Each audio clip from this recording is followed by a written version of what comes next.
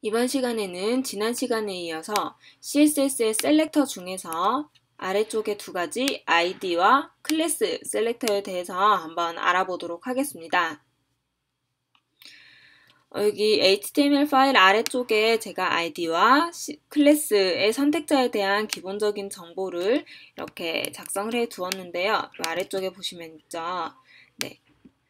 이 아이디와 클래스는 스타일 속성을 부여하는 데서 굉장히 중요한 역할을 합니다. 그래서 반드시 사용이 되고요. 그 성격을 잘 알고 계시면 됩니다. 네, 일단 ID 선택자부터 한번 확인을 해볼 텐데요. ID는 스타일을 한 가지만 지정할 때 쓰는 이름입니다.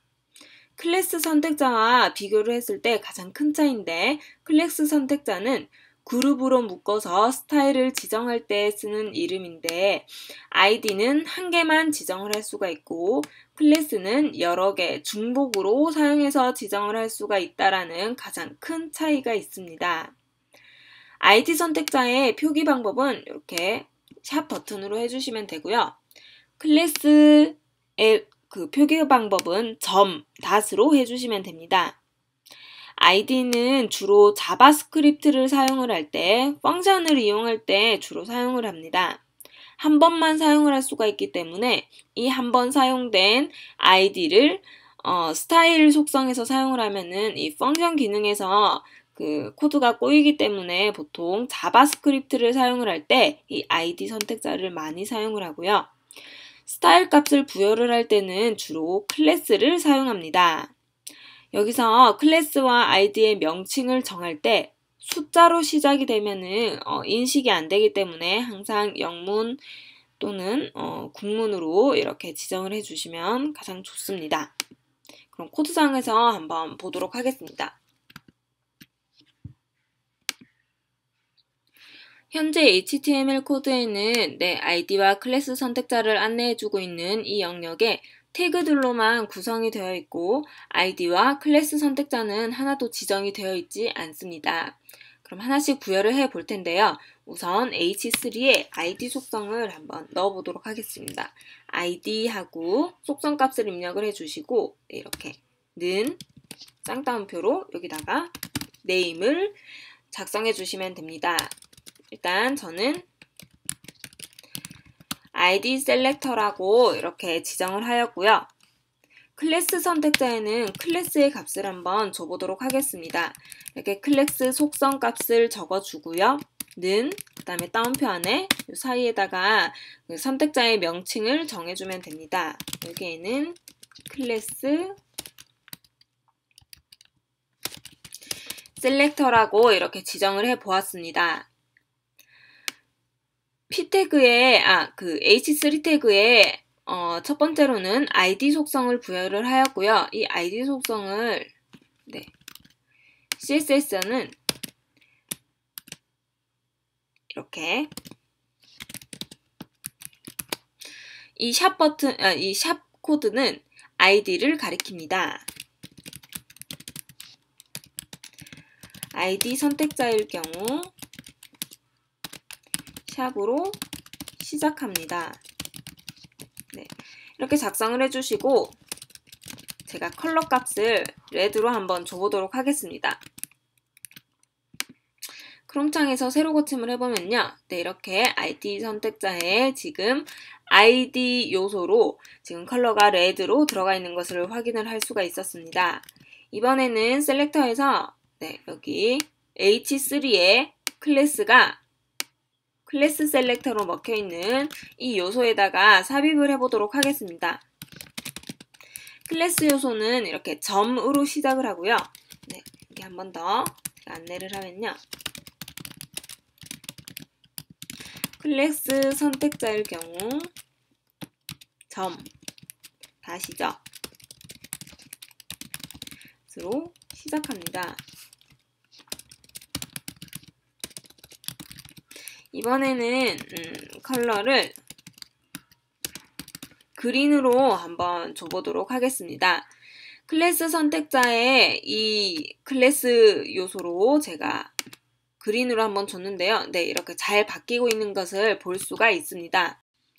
이렇게 ID와 클래스는 각 태그에 지정을 해서 속성을 부여를 하고 싶을 때 주로 사용합니다. 클래스를 스타일 속성을 부여를 할 때 많이 사용을 한다고 제가 말씀을 드렸는데요. 지금부터 클래스에 대해서 좀 더 알아보도록 하겠습니다.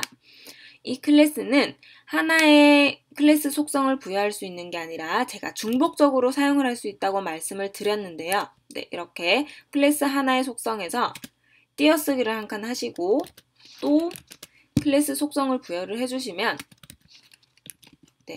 이렇게 중복적으로 이렇게 사용을 할 수가 있습니다. 하나의 클래스명을 입력을 해 주실 때는 띄어쓰기를 하면은 이 띄어쓰기가 하나의 클래스명으로 잡히기 때문에 제가 클래스명을 클래스 셀렉터라고 뒀는데 이 사이를 언더바 또는 하이픈으로 연결을 해주시지 않는 경우에는 이렇게 클래스명을 클래스명 하나, 클래스 셀렉터명 하나 이렇게 두 개로 인식이 됩니다. 그래서 항상 하이픈이나 이렇게 언더바로 구분을 해 주셔야지 하나의 단어로 인식을 합니다. 제가 지금 H3에는 클래스를 이렇게 하나, 둘, 세 개를 입력해 보았습니다. 각각의 클래스에 그 속성값을 부여를 할 수가 있고요. 첫 번째로 입력했는 게 제일 처음으로 인식이 되고 제일 마지막으로 입력을 했는 이 클래스명이 제일 최상위의 속성으로 먹히게 됩니다. 그럼 테스트로 한번 줘보도록 하겠습니다. 이렇게 두 번째 클래스명을 가지고 가서 클래스 쓸 때는 점 써주시고요. 이렇게 입력을 하신 후에 제가 이번에는 폰트 사이즈를 한번 30픽셀로 키워보도록 하겠습니다. 이렇게 크롬 창에서 셀렉터 선택자에 제가 폰트 크기를 부여를 하는데요. 세로 고침을 한번 해보면 네. HTML 파일이 저장이 되어 있지 않아서 지금 나타나고 있지 않는데요. HTML 파일을 저장을 다시 했고요. 세로 고침을 다시 해보도록 하겠습니다. 네, 이렇게 클래스 선택자의 H3 텍스트가 지금 30픽셀로 커진 것을 볼 수가 있습니다. 마지막 클래스에도 속성을 한번 부여해 보도록 하겠습니다. 네, 이렇게 클래스명을 가지고 왔고요. 첫 번째 클래스를 먹인 이 컬러를 한번 덮어보도록 할 건데요. 컬러를 또 한번 줘보도록 하겠습니다. 컬러를 이번에는 블루로 한번 줘볼 거고요. 클래스 나열 순서가 클래스 셀렉터가 가장 처음으로 먹혀 있고 클래스 셀렉터 언더바 2 숫자 2가 제일 마지막으로 이렇게 입력이 되어 있는데요. 제일 끝에 적힌 이 클래스가 항상 최상위로 스타일을 덮는다고 제가 말씀을 드렸습니다. 그러면 이 상태에서 세로 고침을 하면은 컬러가 그린에서 블루로 바뀌게 됩니다. 한번 확인을 해보면요. 네, 이렇게 그린에서 블루로 바뀐 것을 확인을 할 수가 있습니다. 이 클래스 속성은 이렇게 중복으로 여러 가지 사용을 할 수가 있다는 이런 특징이 있고요. 아이디는 이런 식으로 중복으로 사용을 할 수가 없습니다. 네, 항상 한 가지의 아이디만 사용을 할 수가 있고요. 아이디를 쓰고 이렇게 클래스명을 또 부여를 할 수가 있습니다. 아이디에 클래스명을 이렇게 부여를 할 수가 있고요. 이 아이디에도 스타일을 한번 줄 수가 있습니다. 네. 이렇게 주는데 이번에는 폰트 사이즈를 50픽셀로 한번 키워보도록 하겠습니다. 그럼 현재 이 첫 번째 H3에는 ID 속성과 클래스 속성 이 두 가지의 속성을 제가 부여를 하였는데요. 브라우저에서 어떻게 노출이 되는지 한번 세로 고침을 해보도록 하겠습니다. 네, 이렇게 ID 선택자가 ID로 주어진 스타일 값과 클래스로 주어진 스타일 값 두 가지 모두 이렇게 나타나고 있는 것을 확인할 수가 있습니다. 이번에는 다른 태그에 동일한 클래스를 한번 삽입해 보도록 하겠습니다. 클래스에서 첫 번째 클래스인 클래스 셀렉터에 지금 컬러가 그린으로 삽입이 되어 있고요. 얘를 다른 클래스를 일단 지워보도록 하겠습니다. 그리고 이 해당 클래스명과 동일하게 제가 이 중간에 표기 방법에 똑같이 클래스 해서 클래스명을 이렇게 삽입을 해 보았습니다. 같은 클래스명이고요. 현재 해당 클래스는 컬러가 그린으로 부여가 되어 있고 얘를 크롬 창에서 확인을 해보도록 하겠습니다. 제가 부여한 곳은 여기 클래스 선택자에서 표기 방법이고요. 새로 고침을 해보면요. 네, 이렇게 똑같은 클래스의 속성이 먹혀있는 것을 볼 수가 있습니다. 같이 컬러가 그린으로 바뀌었는 것을 확인을 하였고요. 한 번 더 같은 속성을 부여해보기 위해서 이번에는 폰트 사이즈를 30픽셀로 한번 줘보고 크롬창에서 새로 고침을 해보면요. 네, 동시에 같은 스타일 속성이 이렇게 먹혀있는 것을 확인을 할 수가 있습니다. 동일한 클래스를 삽입을 하면은 해당 클래스의 속성을 그대로 따라가고 있는 것을 볼 수가 있고요. 이와 마찬가지로 아이디는 이렇게 중복으로 사용을 할 수가 없습니다. 단 한 번만 사용을 할 수 있고요. 제가 여기에다가도 클래스를 이렇게 같은 스타일로 부여를 하면 지금 아이디 표기 방법에다가 제가 클래스를 넣었는데요. 네, 이렇게 똑같이 변하고 있는 것을 확인할 수가 있습니다. 이렇게 같은 클래스명을 부여를 하고 있지만은 가지고 있는 실제 요소는 서로 다릅니다. 그래서 같은 클래스를 부여를 하였는데 해당 특정 요소에 부여된 클래스의 스타일을 또 표기를 할 수가 있습니다. 여기 셀렉터에서 두 번째 엘리멘트 .class라고 표현을 할 수가 있는 부분인데요. 제가 같은 스타일을 먹고 있지만은 li 태그의 클래스가 클래스 셀렉터에만 한번 다른 스타일을 지정을 할 수가 있습니다. 현재 여기 클래스명만 입력이 되어 있고요. 이 중에서 li 태그의 클래스